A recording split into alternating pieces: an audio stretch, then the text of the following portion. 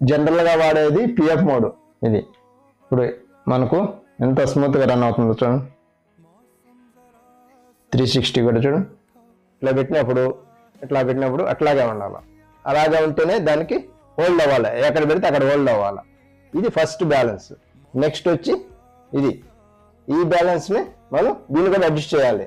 దానికని ఏంటంటే దీన్ని కరెక్ట్గా ఇది చేసుకోవాలి. తర్వాత నెక్స్ట్ వచ్చి ఇది థర్డ్ హోల్డ్ చేసి అలాగే ఉండాలి. దీన్ని కూడా అడ్జస్ట్ చేసుకోవాలి మనం. ఇక్కడ దీన్ని ఎక్కడ కొంచెం అడ్జస్ట్ చేసుకుంటే ఇది మెయిన్ బ్యాలెన్స్. ఇట్లా చేయాలి. ఇది కొంచెం రాడ్ని అటు ఇటు జరుపుకొని సెట్ చేసుకోవాలి. దీన్ని లాక్ చేసుకుంటే ఓకే అయిపోయింది. తర్వాత బ్యాలెన్స్